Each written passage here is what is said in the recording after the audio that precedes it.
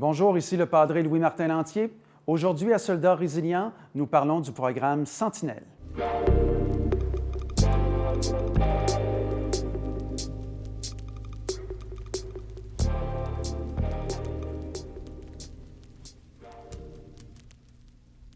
Padre, expliquez-nous donc un peu d'où ça vient, ce programme-là. Alors, bonjour Stéphanie. Bonjour. Les aumôniers de la base de Valcartier, avec l'aide d'une travailleuse sociale de la clinique de santé mentale, ont décidé de mener un projet pilote qui s'appelait Sentinelle Père aidant. Et on a formé comme ça notre première cohorte d'environ une vingtaine de militaires qui avaient à cœur de développer des outils en relation d'aide pour intervenir si un membre, une consoeur, un confrère de travail ne va pas bien. Lors de la Roto 10, on a implanté le projet lors de la mission en Afghanistan. Et les sentinelles, c'est exactement leur mandat, donc c'est d'être à l'écoute, de regarder, d'observer, puis s'il y a une problématique, de pouvoir intervenir à leur niveau, puis aller chercher des ressources d'aide s'il y a lieu. L'aumônier général des Forces armées canadiennes a décidé d'en faire un projet national. Et c'est comme ça que le projet, petit à petit, s'est fait connaître.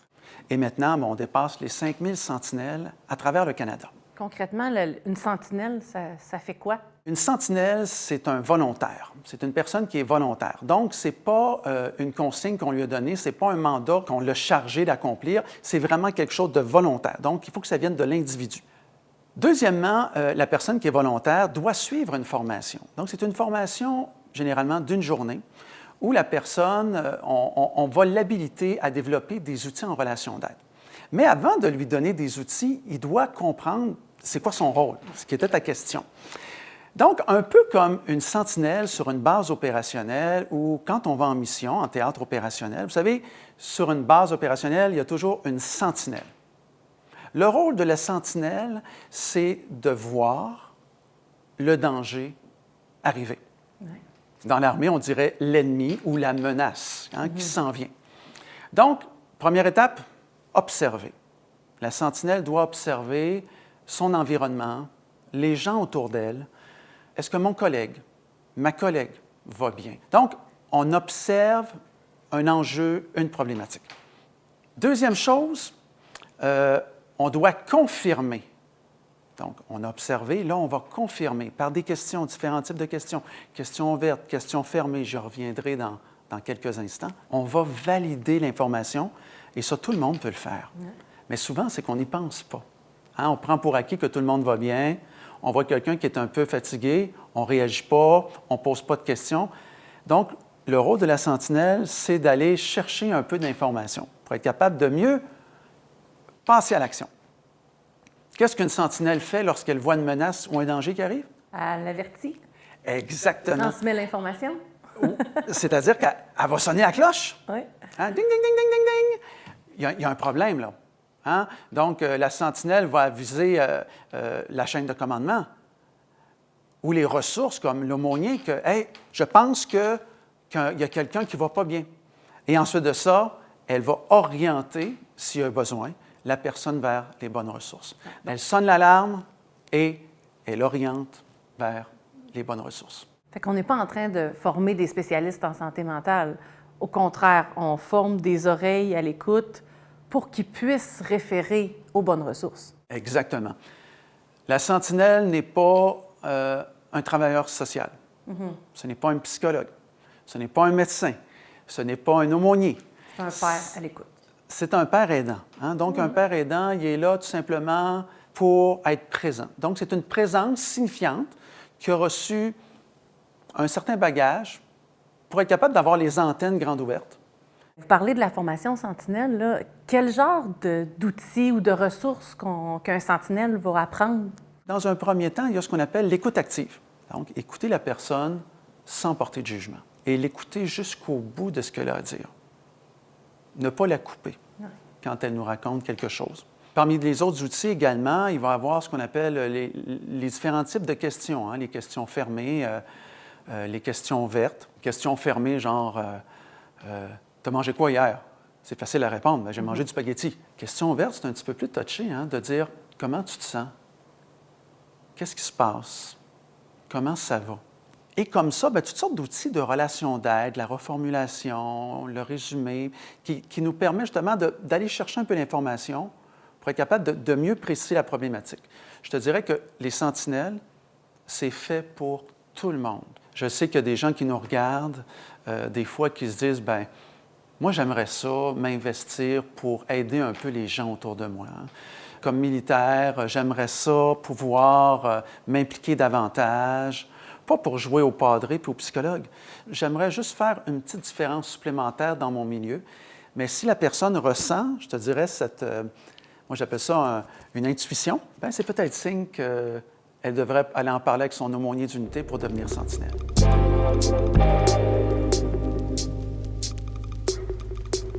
C'est pour élargir le réseau de confiance. Puis les sentinelles, c'est des gens qui ont été formés puis identifiés par votre padré puis par votre chaîne de commandement pour vous écouter puis accueillir ce que vous avez, ce que vous vivez. Alors pour moi, les sentinelles, c'est deux choses importantes. D'abord, c'est un filet de sécurité de plus dans l'unité. Ce sont des personnes qui sont très sensibles au moral de la troupe, donc ils vont être présents et ils vont observer les différents changements d'humeur ou les difficultés que nos collègues militaires peuvent vivre. Puis, au besoin, ils vont être une première ressource d'écoute et ensuite de référence à quelqu'un de plus professionnel. Deuxièmement, c'est aussi, je dirais, l'huile qu'on met dans l'engrenage. Souvent, on dit des fois, hey, il y a du sable dans l'engrenage. Et on sait à quel point ça peut bloquer toute la machine quand on commence à vivre des petits conflits, à se dénigrer entre nous. Les sentinelles, ce sont des agents positifs que j'aurais le goût de comparer à l'huile qu'on met dans l'engrenage, qui fait que, soudainement, on dirait que nos rapports deviennent meilleurs, on facilite les bonnes relations positives dans l'unité et finalement, comme équipe, on est plus opérationnel.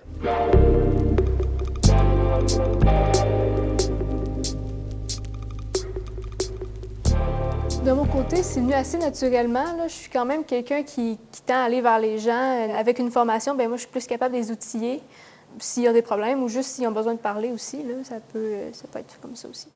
Quand on s'engage dans l'armée, c'est parce qu'on veut aider les autres. Exact. Puis, tu sais, il y a des gens qui sont plus proches de nous qui peuvent aussi avoir besoin d'aide, qu'on ne se rend pas toujours compte. Mais avec le programme Sentinelle, justement, ça nous permet d'ouvrir un peu nos yeux là, sur que les autres autour de nous, même qui sont super proches, bien, ils peuvent avoir des problèmes puis que des fois, on ne se rend pas compte. Nous, avec la formation, les sentinelles, on est capable de déceler le petit mot ou la petite phrase. OK, bien, je vais peut-être le regarder plus. Ou bien, il a manqué un entraînement que d'habitude, il est tout le temps là dans ces entraînements-là. Fait que je vais peut-être l'appeler, voir si ça va, qu'est-ce qu'il y avait. Bon, ça se peut que ce soit juste, bon, j'ai un manque de temps, mais des fois, ça peut aussi ouvrir les yeux de cette personne-là sur OK, ouais, bien, j'ai peut-être un problème, puis je vais peut-être en parler justement à une sentinelle ou à d'autres ressources. Là. Nous, on est là pour justement voir que les gens ont des problèmes. On est là pour, en fait, être le premier contact.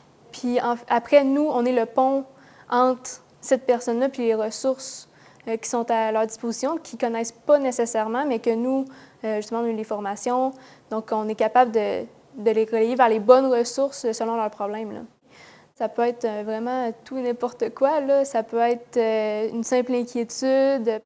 Je pourrais pas faire mes cours cet été, puis là, j'arrive à ma limite. Est-ce que... La personne est anxieuse. Oui, exactement. Ça l'inquiète. Ça peut être aussi des problèmes au niveau personnel, mais qui se reflètent dans la vie militaire aussi. Problématiques familiales. Oui, ça peut être ça. Ça peut être aussi relié avec l'armée directement.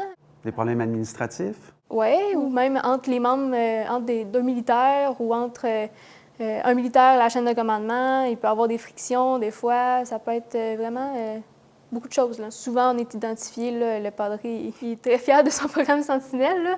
Donc, il nous identifie souvent pour être certain justement que tout le monde sache que ben, nous, on est là pour les aider si jamais ils ont un problème. Ça peut être n'importe quoi. Là. On est juste des personnes qui, justement, ont une oreille attentive, qui ont des outils à donner aux autres qui n'ont peut-être pas. Puis c'est juste ça qu'on est, en fait. Là. On n'est pas meilleur que d'autres. Là. On a juste des outils à partager.